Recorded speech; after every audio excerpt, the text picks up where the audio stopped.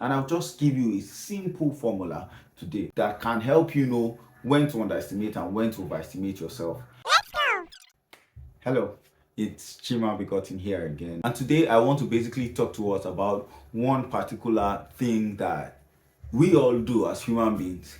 And that particular repeated pattern or repeated indulgence in that particular thing hampers us from growing. It stops us from getting better. It stops us from getting out of failure. It stops us from transforming failure into success. And it's no other thing than estimating ourselves wrongly. Estimating ourselves wrongly. There's a time to underrate yourself and there's a time to overrate yourself.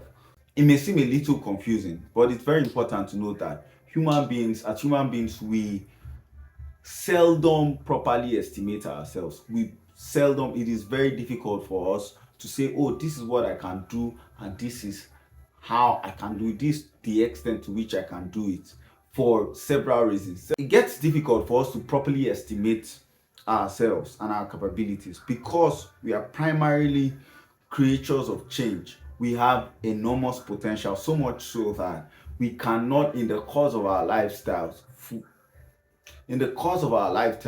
fulfill all of our potential, make use of all of our potential. I doubt I have read about a man or a woman who, at the end of the day, said, you know what, I'm done. I've used up my skin, I've used up my ability to talk, I've used up. No, I don't think there's anybody like that. If there is, please write it in comment section.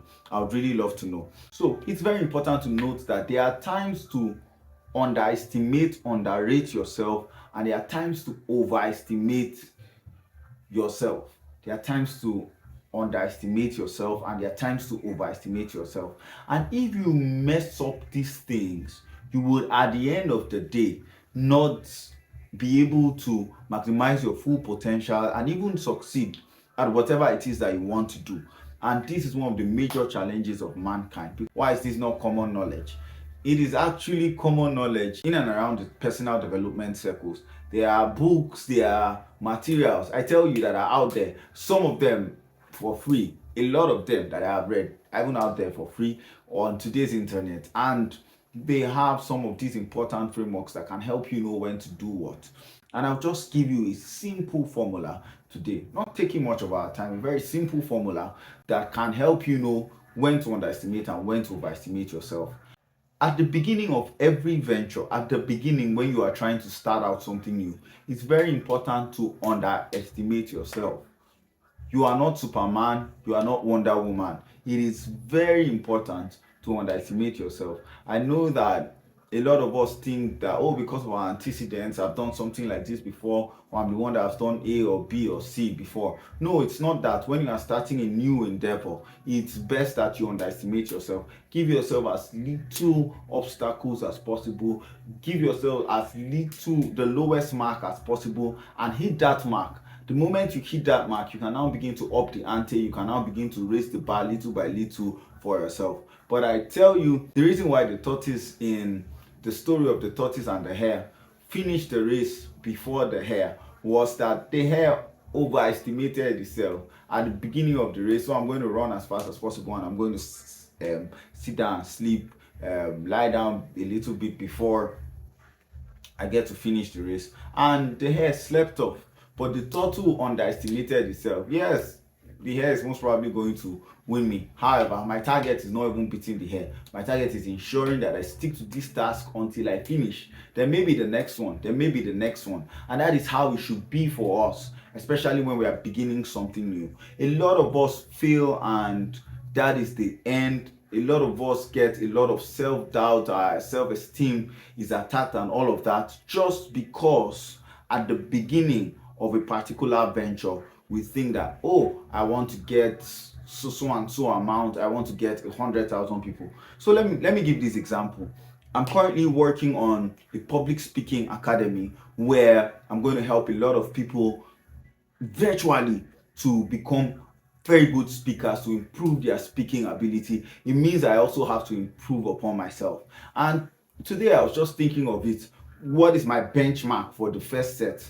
and something was telling me, oh, can I do 100 people, can I do 150 people, and all of that. But I had to tell myself, bro, get back, this is the first time that you're organizing a speaking academy like this. And so I've benchmarked it for the first batch, the slots, the first set of people that I'm getting in are just 30 people. So 30 people are going to come in and we're going to manage it and see how it goes. Yeah, do I think I have the capacity to do 100 people? Of course, yes. In the body book club, in short research time, we surpassed over 100 opt-ins for what we're doing. So do I think that I can? Of course, yes. I know that I can get over 100 people across the globe who really want to improve their public speaking. But I'm underrating myself because I'm at the beginning of the venture.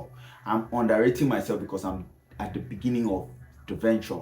Then on the flip side, in the body book club right now, I'm looking at getting about 50 people in for batch 7. Although we have a success rate of 1 in 4, which has dropped to 1 in 3 thereabout, I hope to leverage on the contacts that I have and the people that have passed through to be able to get us to 50. So when you have actually started a particular venture, you have passed the basics, you've learned some early lessons, you know what your tendencies are and what some of your tendencies are not, then you can begin to overestimate yourself. And why did I put the bar at 50? So that I can push myself, so I can push even people in the body book club community, so that we can see if we can get up to that 50% mark.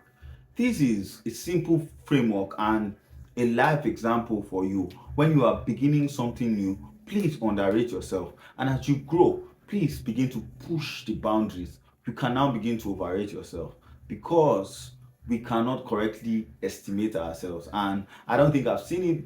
I don't think I've seen any formula anywhere for it. And I'm not here to concoct one or develop one for you. I'm just here to tell you that there's a time to underrate yourself and there's a time to overrate yourself. If you switch it, you will most probably miss it. When to underrate yourself is at the beginning of a new venture, when you are not so sure, when you've not done it before. When to overrate yourself is when you've done it sometime over and over again, then you can begin to push the boundaries. God bless you.